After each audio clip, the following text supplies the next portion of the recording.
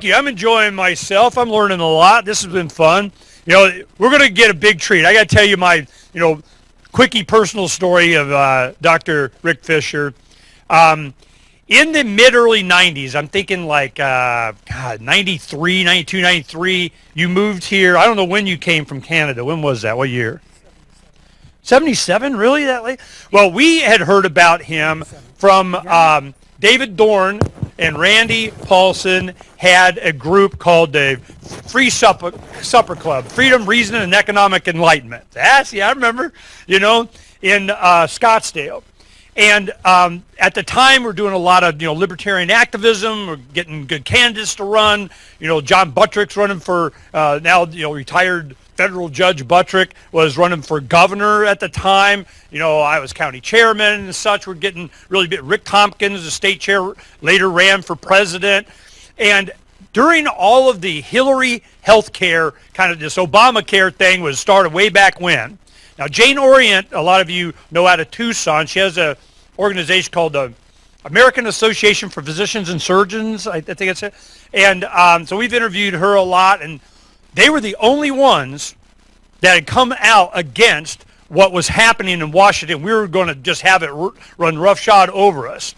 Now, had come from Canada was Dr. Fisher and his former wife came to America to be doctors to run away from socialism, socialized medicine. And they're going, oh, hell no. And he wrote an article, an op-ed, and you think I don't remember this, in the Wall Street Journal, where you were saying, oh, hell no. Didn't I come here to get away from this? Let me tell you what's going to happen. And it said a geriatric doctor in Sun City, Arizona. Well, hell. David and them found him, got him all hooked up, came, met him, loved him right away. Oh, you the man. Then he goes and he says, you know what? This government Medicare senior citizen kind of, it sucks.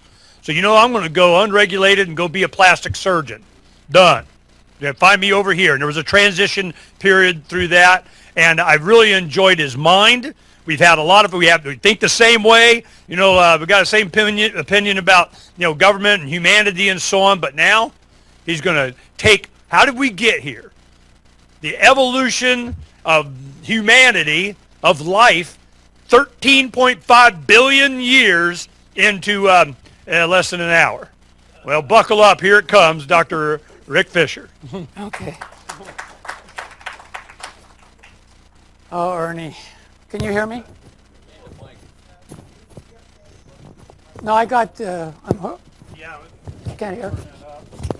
Hang on, I'll just get it.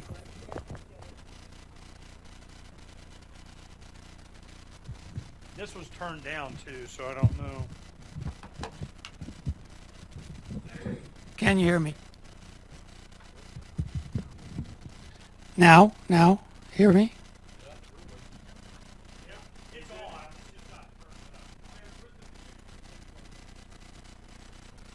Can you hear me now? Can you hear me now? Yeah. Actually, I'm not the, I'm just the slide pusher here. This is a slideshow. Yesterday, Mark, at the end of his talk, was talking, he slipped in a little something you probably didn't notice. He said we had no control over our genetic background, no control or no choice over our upbringing. And he was talking a little bit about a philosopher, neuroscientist that he really admires, and I do too, Sam Harris.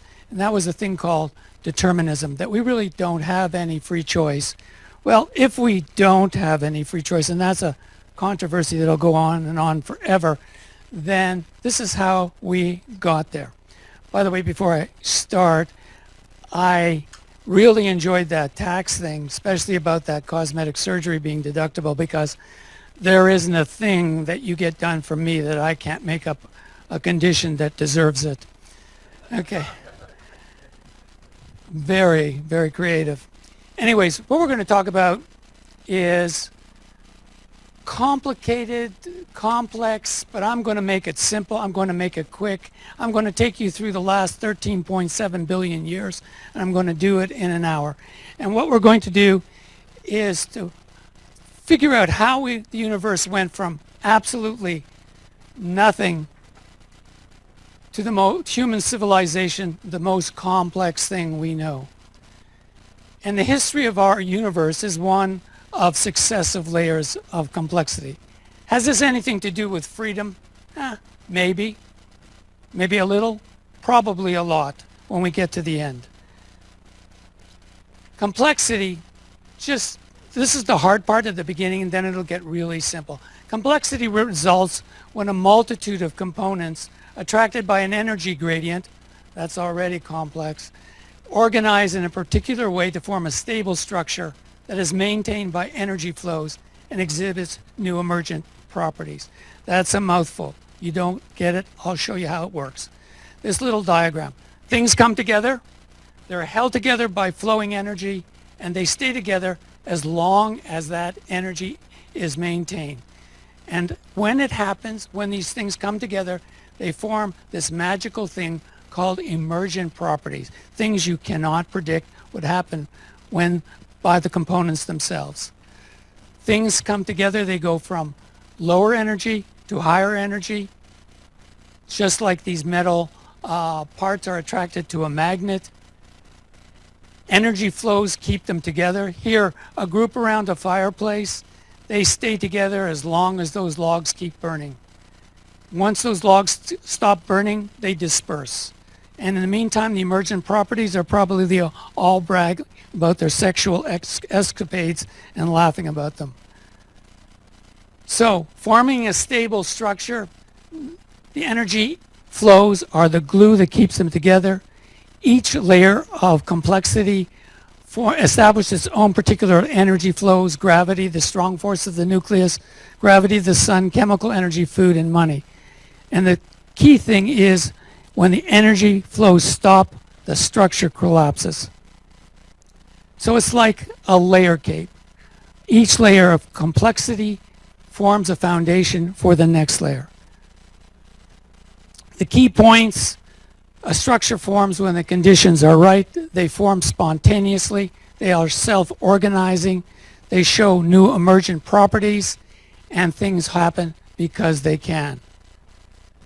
We're going to talk about real quickly the major layers of complexity that got us from nothing to where we are today, the modern age, with the rise of capitalism.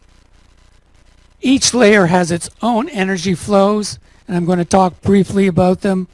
Being that this is a long history of everything, this is a simplistic talk. It leaves a lot out. Many of these slides are topics on their own.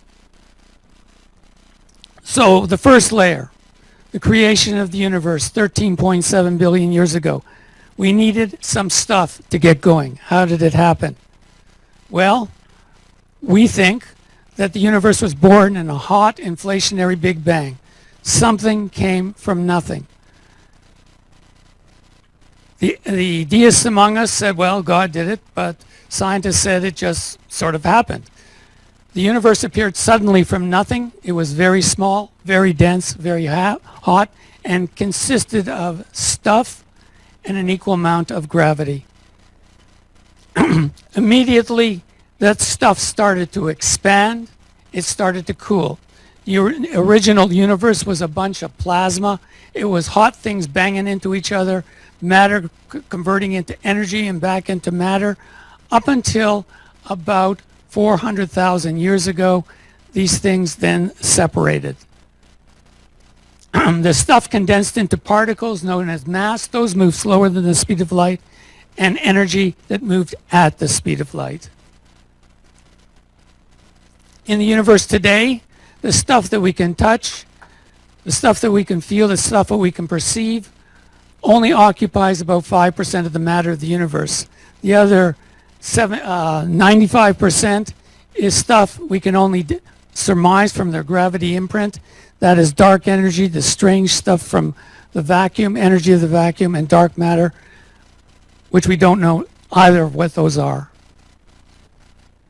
After about 400,000 years, the universe, the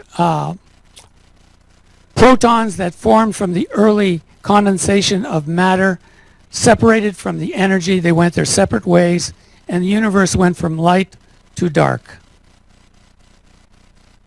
And because this matter, this stuff, mostly hydrogen ions, atoms, and a few helium, a touch of lithium, because it was lumpy, that means there was more of it in some places and less of it in other places, is why we exist today. It wasn't universal, it wasn't evenly dispersed. Layer number 2, formation of the stars, happened around 200 million years after the Big Bang. I wasn't there. And here's our little diagram. Lumps of matter, hydrogen, attracted together by gravity. They're pulled together. They start to bang into each other. They start to heat up. When they reach about 10 million degrees, they start fusion. The fusion releases energy. The energy tries to separate them, but the gravity keeps them together. The result is a stable new structure. It's called a star. When that occurs, the radiant energy of fusion is sent out into space. The universe lights up. Our first stars, here's a timeline of the universe real quick. By 300,000 years after the Big Bang, energy separated from matter. By about 300 million years, it condensed into stars. Those stars formed into galaxies, galaxies into superclusters of galaxies. This is what happens in stars. Hydrogen bangs into each other. Those deuterium is just a proton. Tritium is two neutrons connected to a hydrogen, a proton. Fusion into helium. Helium gives off tremendous amounts of energy because the mass of helium is slightly less than the mass of the hydrogen that went into it, and that mass is converted into gamma rays energy. Here's where the stars are born. We can see them in space in the stellar nurseries. This is the Orion Nebula, in this fabulous picture from the Hubble Space Telescope of the NGC galaxy. So we come to layer number 3. We're already into 3 billion years after the Big Bang, the creation of elements. So we need different type of stuff, not just hydrogen and helium. We need all sorts of elements to make our world today. Inside the stars, fusion of hydrogen into helium. When the hydrogen is used up, the helium starts to fuse into carbon, carbon into neon, to oxygen, to silicon, and finally into iron. Because of the energetics of the iron atom, the fusion stops there. And when that fusion stops, that star has burnt out. So when the star runs out of fuel, those energy flows stop. It explodes into what's called a supernova. When it explodes, for the moment, the few microseconds that explosion occurs, the neutrons are stripped off into protons, and all the other elements that we know of up to uranium are created in that one extremely small but highly energetic explosion. The emergent properties are the elements we know, and they are flown out, scattered into the universe. So when a star runs out of stuff to burn, it explodes in an event known as a supernova. So everything all the way up to uranium, I don't have a, can you see that there? All the elements up to uranium are created in the supernova. The stars stop at the production of iron, and all the elements we know all the way up to uranium are created in a supernova of stars and scattered out into the universe. The rest of those elements, up to, 118, we made in our cyclotrons, in our devices. Elements in the stars are blown far out into space, into nebulae, where gas clouds, where the whole thing starts all over again. Except this time, where the first time the first stars, those nebulae were clean, they were just hydrogen. Now they're dirty, they're full of all sorts of stuff. And this is necessary for the next layer of complexity. The formation of our solar system, 4.6 billion years ago. Does anybody know what that picture is? No, actually that's Ultima Thule.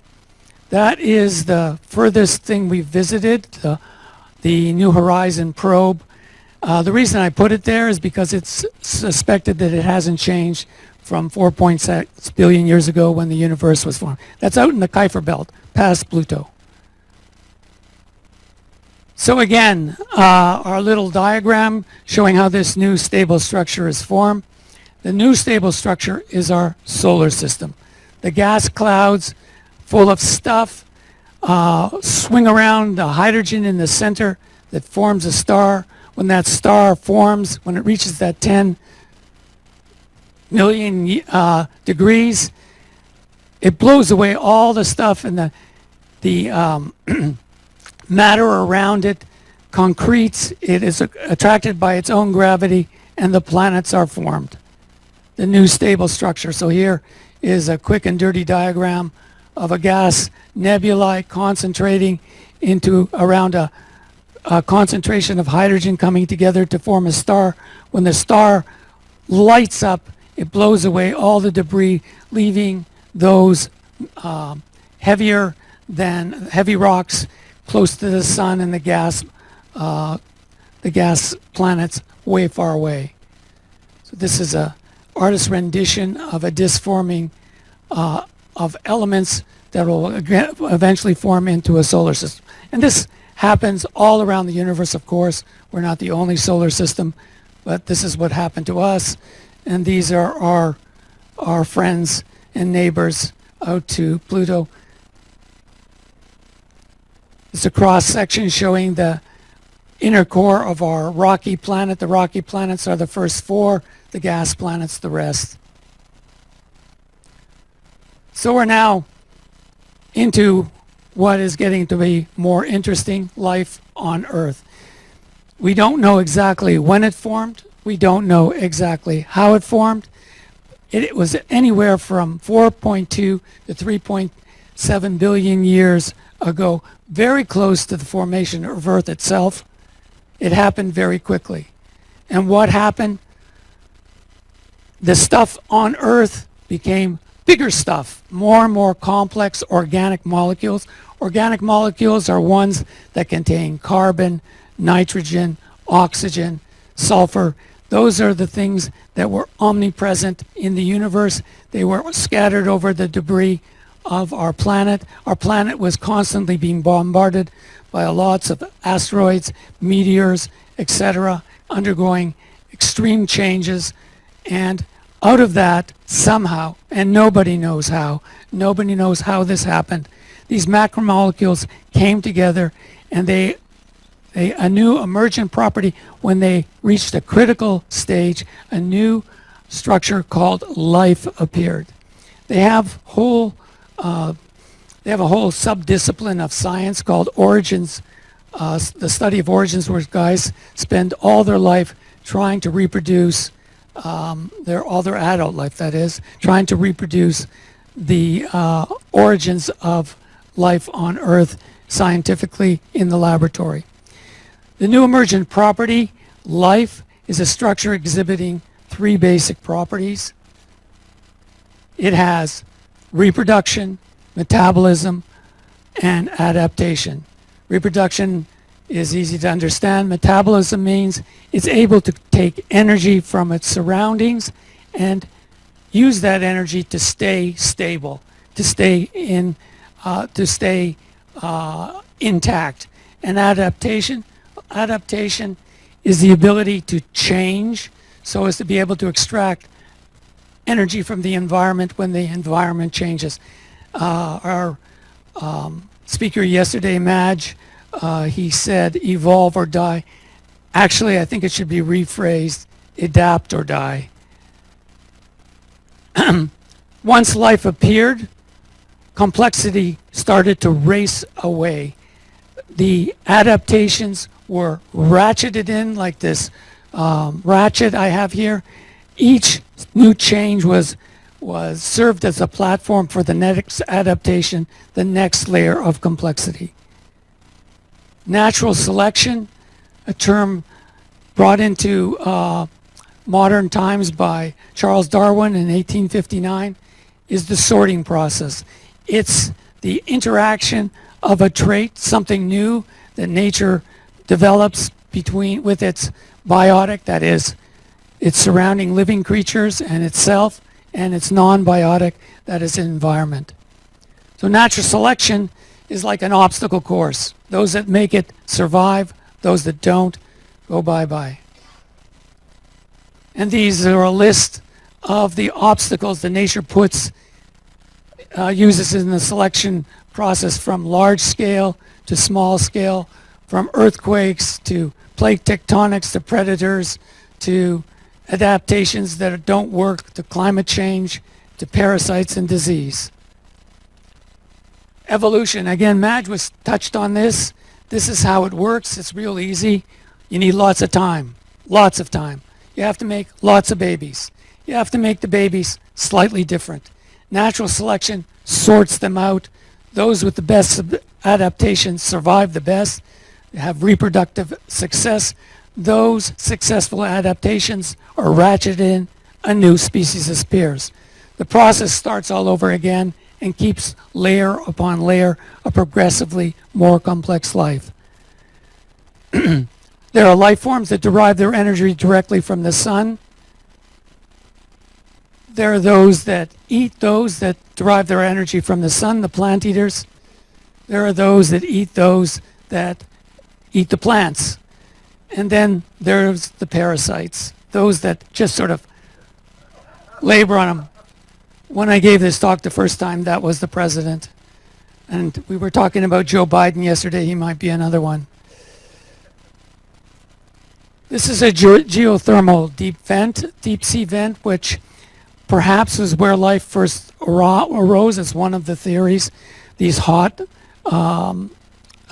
areas, they're little fractures in the mantle where the geothermal heat comes out. They've found extraordinary plethora of life, different life out there. And first bacteria were found in these areas. These are archaeobacteria. Don't worry, these are not our ancestors. This is a separate kingdom. They're still around. This is your ancestor. This is life, your most ancient ancestor. He appeared, we don't know when. We have fossil evidence up to about 3.5 billion years ago of single-celled creatures, bacteria. These are the first, this is a cyanobacteria. This one is able to use the energy from light to make its nutrients 1 billion years ago. When life invented this little reaction called photosynthesis, something new appeared in our atmosphere, this thing called oxygen, without which we would not exist. Here's a rough timeline. If you know this, you know everything. But the thing about this is that multi-celled organisms didn't first appear until about 600 million years ago. Everything preceded that was single-celled. So for 3 billion years or so, life on this earth was just single-celled algae and bacteria and things like that. The rest of us came along really quickly afterwards. Here's a schematic of evolution. These little discs each have a new trait that nature found and then played around with it until a newer trait that caused a new space to develop. And we went from reproductive space of either RNA or DNA, nobody knows what came first, to single cell with nucleuses, to multiple cells, to each one of these is a different physiology, to creatures that wore their skeletons on the outside, to creatures that had a backbone and wore their skeletons on the inside, to creatures that can walk on Earth, that could lay their eggs on Earth and live all the time out of water, through those big things called dinosaurs, those things that can fly, and then mammals. And the last, a very interesting thing, a very interesting new space of the possible, human idea space. This is where our ideas code for our technology the same way DNA codes for proteins. So along came the next major layer in our existence. We went through all these increasing levels of complexity in living creatures to come to this thing called us, Homo Sapiens. We've only been around about 250,000 years ago, and we've made a hell of a mess since. This is our Linnaean classification. We are mammals. We are primates. We are upright walking apes. We are of the genus Homo. How did we come from? We came from Africa about 18 million years. We split off from the chimpanzees and gorillas about 8 million years ago. And we were a subfamily of apes, that is monkeys without tails, that walked upright. Sorry about that. Yeah. Okay. Walked upright on two legs. It was our bipedalism, our ability to walk on two legs, that made us different, not our big brains. There were 23 distinct species of hominins. Our ancestors were the only one that has survived. So here's a little photo gallery of our ancestors. This is Lucy. You probably heard about her. Australopithecus afarensis, 3.6 million years ago. Small brain case, about the size of a chimpanzee. But she walked upright. She walked on 2 feet. She didn't brachiate like chimpanzees do. Homo habilis, our first tool maker. Brain case a little bit larger, but still small. Looking a little bit more like some people you know. He made stone tools like this, just flakes off of that. They were used to scavenge. They were used to cut meat off of dead animals and to kill, probably. A little bit more. And this was a big jump forward, a larger brain case, more sophisticated tools. He lasted a fair bit of time, and he may have been the first one to control fire. We don't know when man could control fire, or Homo could control fire, probably between 1.5 and 500,000 years ago. And this guy, he gets a bad rap. Mark uses this as a pejorative when he's talking about policemen who misbehaved. He actually had a brain case as big as ours. He was culturally sophisticated. He coexisted with us for about 30,000 years ago. He buried his dead. He had artifacts. Could he talk? Probably not. He died. Did we kill him? Maybe. Or maybe he just couldn't live in the world as it was changing. This is our lineage from the first to today. So what made us different? Well, we were an upright walking ape with a big brain, with a part of our brain that could hold symbolic language and a vocal apparatus, which mine is failing, sorry, to transmit it. We're the only creature that has that capability. Large brain, upright ability to learn collectively, and I'll talk about that. Gave us unparalleled adaptability. We were the first species on Earth to be able to harvest increasing amounts of energy. Oh, Savior, thank you. Safaka, no.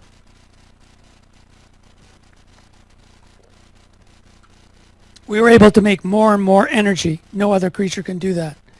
Here's us, 250,000 years. Not very long, geologically.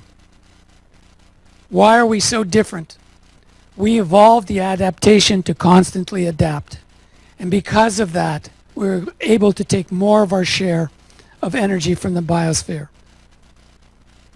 Why are we good at adaptation? Because we have symbolic language. We can, our knowledge can accumulate within human societies. This is called collective learning. This is a new emergent property unique to Homo sapiens. Our species, other species can only change by means of genetic change or individual learning. A mother bear teaches a cub how to hunt, how to survive, but it can't write it down or express it to generations to come. We adapt much more quickly. We can do it within our lifespan and efficiently because of collective learning. Collective learning is like network computers. We have a vast database of information on how to adapt to our environment, and symbolic language has made this possible. So here's a simplified timeline of human history. Look, most of the history that we know is only written down in the last 5,000 years. The Paleolithic era, where we were hunter-gatherers, 250,000 to 10,000 years ago. Agriculture, 10,000 years ago to 5,000. The agrarian civilizations, 5,000 to 300. And the modern age, only 300 years ago. So what did we do in the Paleolithic time? We lived in small bands. We made our living by foraging, population growth. We did grow. At one time, Homo sapiens were down to about 2,000 or so, I guess. We managed to survive. We entered new environments, settling most of the habitable world, and we were witness to the extinction of all the rest of our ancestors, probably one or two, the Neanderthals and maybe Homo erectus. This is how far we migrated. This is before we had anything. We just walked. We just floated on logs. I don't know. Anyways, we went from out of Africa to the tip of South America. This is probably what we looked like. Not all of us, I guess. Some of us, different colors. This is what we made to survive out of stone. Much more sophisticated. Tools to hunt, tools to fish, tools to clean, tools to scavenge, tools to cook. And at the same time, about 30 to 50,000 years ago, we started to abstract. We started to make art. This is a thing that no other creature can do. Beautiful cave drawings. The Lascaux in France, 15,000 years ago. This is my favorite. Look at those herd of horses. Imagine in the dark, lit by a fire, made out of charcoal, ochre, few pigments, making this detailed drawing on a wall of rock. Amazing. This is maybe how some of us lived till we came to this. Layer number 7. We're almost there. Okay. 10,000 years ago, we developed a thing called agriculture. Human population when we entered this, maybe 5 to 6 million. Here's our little schematic of a new critical stable structure foraging tribes were attracted to areas of abundance, the first one being the Levant, the Fertile Crescent around Turkey and the Middle East. Experiments with domestication led to food surpluses. These food surpluses and the ability to control our food supply, called agriculture, resulted in new settlements. Things called settlements and villages. We stopped moving around. We started to settle. The new emergent property, agrarian civilizations. What is agriculture? It's just a relationship between man and his domesticates. What does that mean? We take a grain, we take an animal, we help it survive, then we eat it. Agriculture originated in probably 6 different areas at 6 different times spontaneously. Each one of these areas has different domesticates. The earliest, again, was the Fertile Levant, China, 9,000 years ago, the Americas, maybe 4,000 to 5,000 years ago. The distinctive features was, most important, an increase in collective learning, increase of knowledge, and increase in population. You can support by farming 50 to 100 times as many people as you can with foraging. With increasing population, here's the downside, came conflict, which in turn generated a new forms of power and hierarchy to prevent that conflict. And this is where it all started. Here's a Neolithic farm. First city walls, Jericho, one of the first cities in history. And this is a critical point. 90% of the population in agrarian civilization were subsistent farmers. They worked for the 10% who controlled them. And it was those food surpluses that they generated that maintained the complexity of the agrarian era. Food surpluses was that energy flow. So here's some early civilizations in the Indus Valley, the Harappan civilization, the early Shia Chinese dynasties, Sumer, Babylon, Egypt. So all agrarian civilizations, they have all similar properties. You look at one, you look at them all, they all look the same. They all have institutionalized force. Here's where it started. Kings, aristocracy, bureaucracy, priests, judges, prisons. Here's some of our kings of the past. All of them the same. Didn't matter whether you were in Rome or in Egypt. They all had these guys. All the way to the 18th and 19th century. Louis XIV, special guy. Cities. Those villages and towns grew into massive complexes. Here's a reconstruction of Sumeria, city of Ur, Babylon, Rome. This is an interesting city, Teotihuacan in Mexico.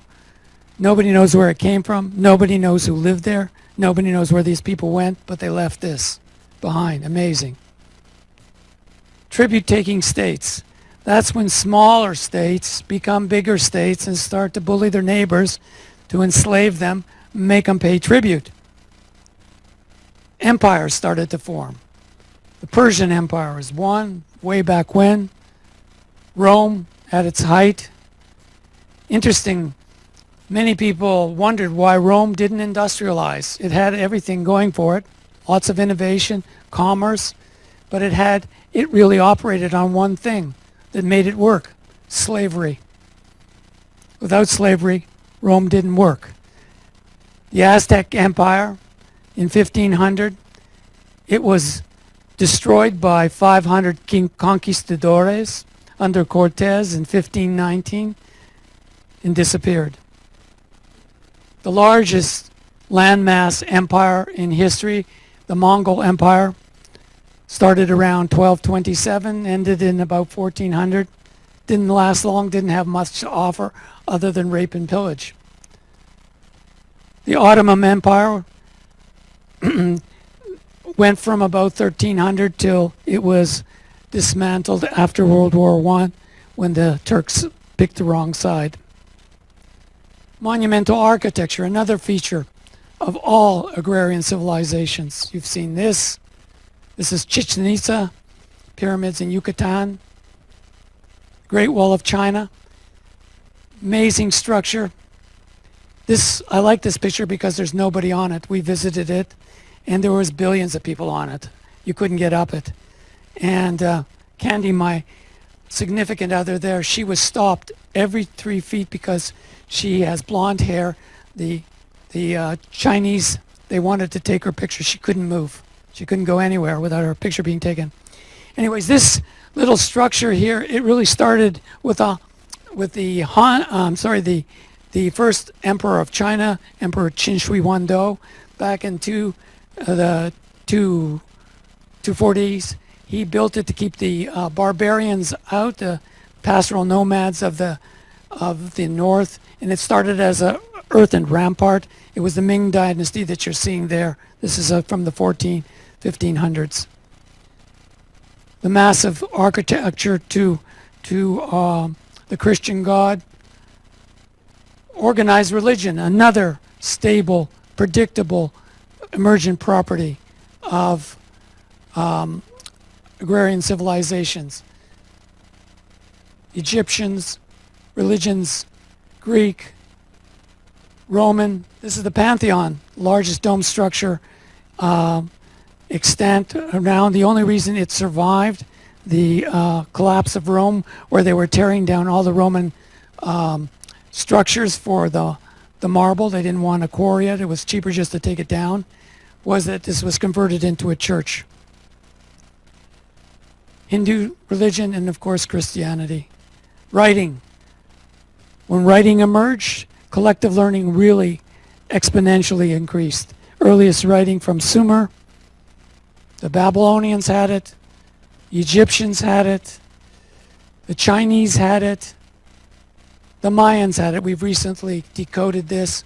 The only civilization that didn't have written language was the Incans. They had some sort of strange knots that they formed, but they didn't make it anyways. Warfare. Well, every civilization had that. Greek, the Terracotta Warriors, we saw this in Xi'an. This is an amazing sight, a pit. This is what they looked like. The first emperor of China, Qin Shi Huangdi, he wanted to make a memorial to his life. So he had 700,000 people make 8,000 warriors and then bury them. And of course he killed those people who made it so they couldn't find it. It wasn't found until 1974. Roman legions, Japanese samurai under the shogunate of Tokugawa. Medieval knights. What ended them and made them obsolete was the invention of firearms, which can put a hole through that armor. Expansion during the agrarian age, 5.6 million to 250 million humans by 1,000 years ago. Huge control of area from almost negligible to 18% of the landmass was controlled by states by 1000 AD. And the expansion occurred because the rulers learned how to exploit their peasants better with military power, improved bureaucracy, grand displays of power.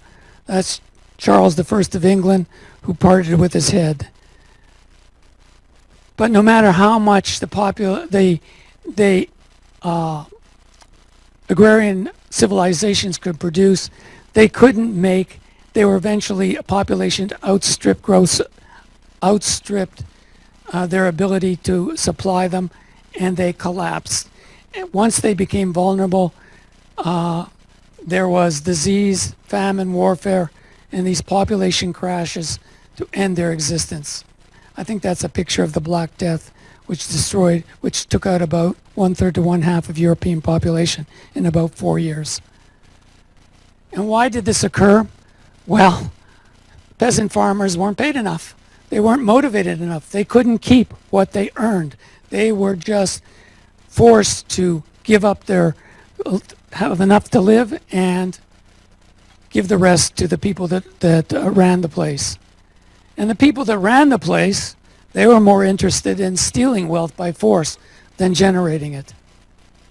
So we come to now the last layer, the modern age, where we are today, with world population entering it at about 600 million, starting about 300 years ago.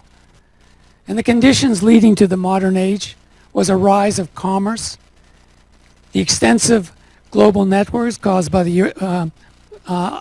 from the European, the Portuguese, the Spanish, the French, the Dutch, the British, who sailed all over, the adoption of capitalism. Capitalism, that's the political system of freedom. Gold and silver money is a means of exchange, so you didn't have to barter, and critical new innovations. So peasant farmers leave their farms attracted by businesses as they grew in small towns. They changed farming to selling their time as labor. They became both the beneficiaries of commerce and their customers. And the new emergent properties that arose were rapid innovation, yielding enormous gains in production, allowing for an exponential increase in population. So Britain was the first to enter this. It had commerce well established by 1700. It already took out its absolute monarch in 1649. The British government was tuned to capitalism. They had extensive global connections. They developed a thing called a bank that's offered credit, and they threw the peasants off the farms. Agriculture became the first thing modernized, and it expanded enormously in the early 1700s to 1850. For the first time in human history, a minority of population could feed the majority. In the modern age, 90% of the population are wage earners trading their labor for money. And this is money. Money is the energy of the modern age. It is the critical energy flow that keeps it going.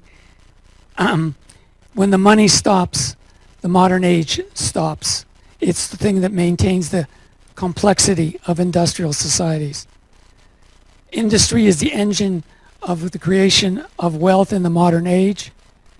Here's a wonderful picture of a cotton mill, complete with the bad part of industry, child labor. The first assembly line. And it was the right of individuals to keep what they earn that aligned self-interest with production that benefit us all. So even small enterprises like this could generate profits. Radically new innovations improved our lives. The train, the cotton gin, the steam engine, the telegraph, the telephone, the light bulb, the car. Innovations raised productivity, and here you can see great increases in productivity between 1770 and 1830 in Britain. And this says it all. What in the industrial age up to 1750, most of the GNP of the world was controlled by China, produced by China and India. Britain and USA were very tiny. But as time went by and they industrialized, look what happened. So by 1900, things have reversed. But China's back in, and so is India now. When we discovered fossil fuels and the internal combustion engine that could harness it, we were able to tap into the energy of the sun stored 250 million years ago. Productivity skyrocketed. The invention of the transistor in 1947 made all our modern electronics possible. When we our mastery of electronic communications by electromagnetic made collective learning instantaneous and global. Food production increased massively. Population increased massively. 7 billion today. Energy use, massive increases. Look what the population growth did. And that's all from the industrial age on. Everything was stable up until we industrialized. We didn't cross 1 billion people until 1830, and from there till now, we're 7 billion. The GDP per capita increased massively. Look where it was before the Industrial Revolution, and look what it is now. And that's all because of wealth creation through the industrialization of our economy. And life expectancy, huge exponential increase. Our governments changed when we started the industrial age. This is a really nice, friendly, that is the head of Louis XVI at the Reign of Terror that the guy's holding up there. Great etching.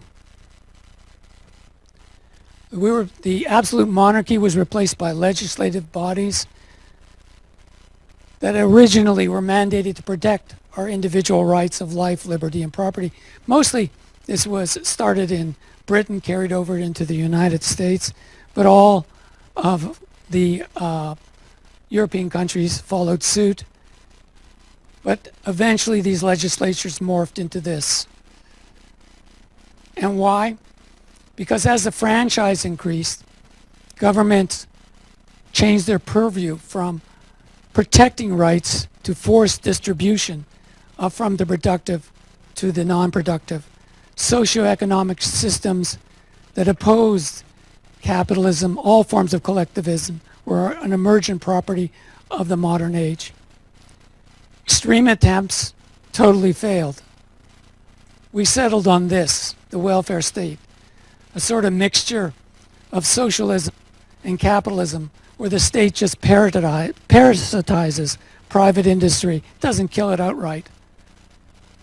We dispensed with stable backed currency by gold and silver, and we made up currencies, irredeemable fiat currencies, and the result was inflation, as indicated here. This is a great metaphor for the relationship between the productive and the non-productive. Governments become so large, so intrusive, and so corrupt, the ability of the private industry to generate the profits to sustain modern civil society is severely imperiled. The welfare state is burning down the house that profits built through that list of bad things on the left there. Taxation, entitlements, regulations, bureaucracy, waste, corruption, needless wars, unfunded mandates, inflation, unsustainable debt. When these money surpluses that are being eaten up disappear, modern society will collapse. And it just about did. In 2008, we papered over a financial collapse with virtual money. We bought it because nobody wanted it, the civilization to collapse. But look, this is a screenshot from the debt clock, the world debt clock. Every major industrial state in the world is in debt. It is now vulnerable. Modern society is vulnerable to the things that happen when we can't maintain the money. Also look at something else here, that our GDP is $20 trillion, and the Chinese now have gone from that tiny little 8% that I showed you at the turn of the 20th century to 15 trillion. They're catching up. India too. And this is the fragmentation that's occurring at the periphery. Failed states. This is a protest in Venezuela, which we are watching collapse before our eyes. An amazing testament, an amazing laboratory to the failure of socialism. Mark talked about the laboratory of capitalism working. Look what socialism does. And there are failed states all over the periphery of the industrialized world. Half of Africa has to be considered failed. Most of the Muslim states. Endless wars over meaningless differences. Who the hell cares if Ali wasn't the Caliph or not? The Sunni Shiite battle, who gives a shit? We don't understand it. They do. They're fighting and killing each other over that. Hyperinflation. This is Venezuela again. Those bolivars are what it took, paper money, to buy paper toilet paper. Easier to use the money. That's the real deal. That's what's happening. Famine, the product of those meaningless war. 14 million people in Yemen are on the verge of a human catastrophe of starvation over the Houthis fighting wherever they're fighting. Mass migration.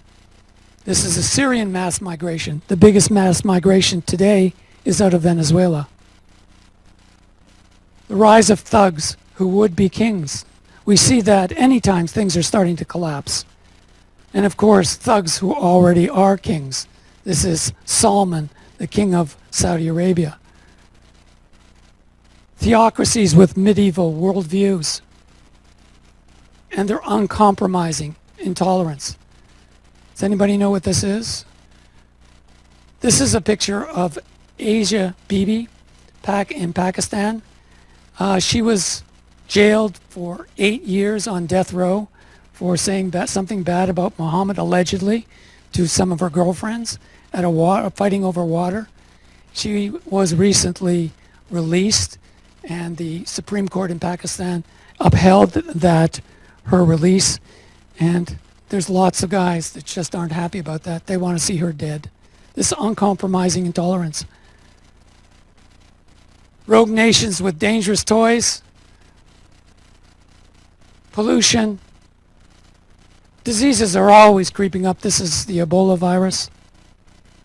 Natural disasters, they never leave us. How would you like to be driving down a Hawaiian highway with that coming at you?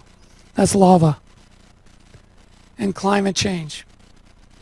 These are all the stressors that face an increasingly indebted modern industrialized age. I really don't know what's going to happen. We're really looking for a new way of organizing our affairs. And perhaps, maybe magically, I don't give it much of a chance, freedom might reign out of that. It could happen, it's possible. I'm a pessimist, not an optimist. In any case, these are the struggles we're dealing with, but something else is happening. Our technology, remember I talked about human idea space and how it codes, our ideas code for technology? We're now getting so sophisticated, we are tinkering with evolution itself. Our non-biological intelligence is becoming increasingly more intelligent. And soon it may exceed our biological intelligence, either merging with it or become conscious on its own. So here's maybe the next layer of complexity, the age of technetium, where our artificial intelligence becomes conscious and becomes a life form of itself, or a new species of Homo bioelectronicus, where we not only merge, but we can reproduce our non-biological intelligence. It's going to happen. Something like this is going to happen when, maybe, I don't know, maybe tomorrow, maybe a couple hundred years. Who knows? That'll change everything. This is a wonderful picture to end on. It says it all. Life, biological life, non-biological life. This is a scanning electron microscope of an ant, and in its mandibles, a microchip. So thank you very much. That's my run-through time.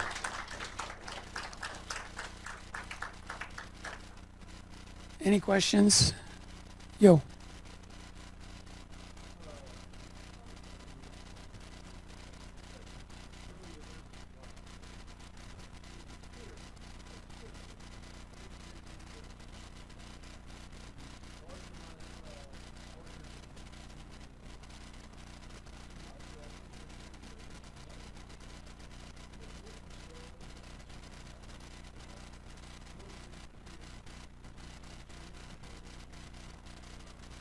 Oh, I think that's happening, yeah.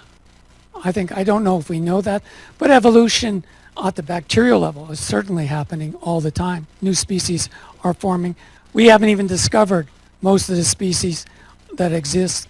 There are 3,000 species of these guys alone, these ants. So it's always going on. It's always going on. But I think it's going to go a lot quicker with the emergence of our non-biological intelligence. I may have skirted what you're saying, but understand what you mean. Yo. In the end, does freedom ever win? Or you're just like, that's not possible? I mean, why are you so Short term, I'm pessimistic because I think that if the modern industrial civilization, the way we organize things collapses, it usually, historically, goes to an authoritarian type of existence. That's just history, okay? Seeing it in the past. For instance, when the French Revolution collapsed because they couldn't effectively govern themselves, and they did some remarkable things in a short period of time. They ended the entire church and aristocracy in France and replaced it with the common man, but they couldn't get it together. So Napoleon took over. He found a weakness. When democracy after World War II collapsed in Germany, Hitler came to power. When it collapsed in Russia in 1917, the Bolsheviks came to power, communism came to power. Just that's usually what happens. Strong men take over, people get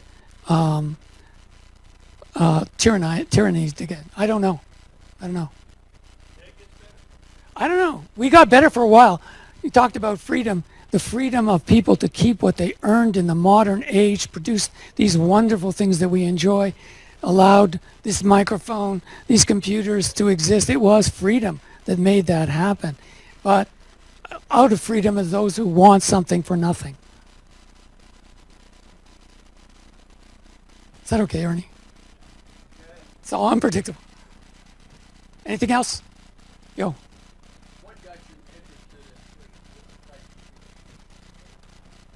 I'm just curious. I wanted to understand chaos theory initially, and that took me to understanding how complexity works. There's much more detail to this than that. These are far from equilibrium type of stabilities that in turn import energy and export entropy. I didn't want to get into any of that stuff because it'll put more of you to sleep, but I'm just curious. I'm just a curious guy. Yes, sir.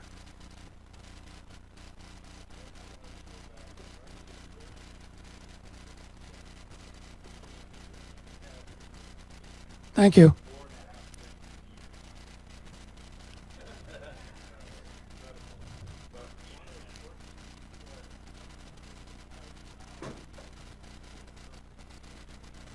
Right.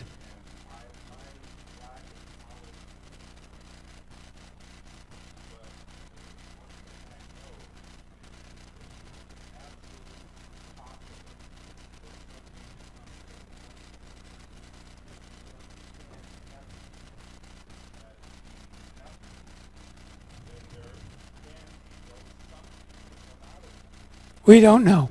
We really don't know because we can't go.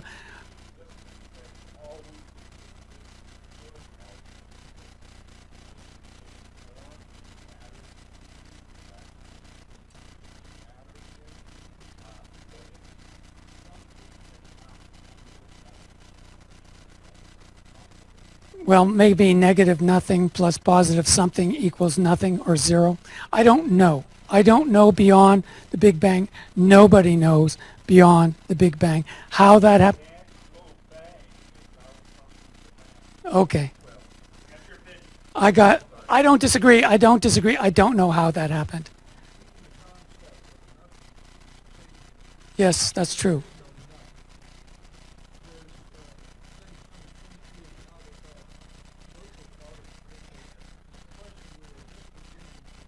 Correct. We're also learning that the vacuum of space, which was considered nothing, is full of stuff. It's full of fields. It's full of energy. We don't know how. We can't detect it. We're just learning. You're absolutely right. Am I done? Okay, I just want to say one quick thing. Okay? Just one quick thing. Okay? The best thing about this lecture was my time. I was before Zuhdi Jasser, not after, because he'll be a tough act to follow. Zuhdi Jasser is probably the most remarkable person I've ever had the opportunity to meet. He's the real deal. Sorry, I'm giving you a little thing. Okay, he's the real deal in my thing. Somebody who's sticking his actual life on the line to do what he's doing, to offer freedom as a choice to his Muslim brothers and sisters with the Muslim reform movement, to remove the shackles that are being imposed upon them by radical Islam. So it's going to be a real treat to hear him.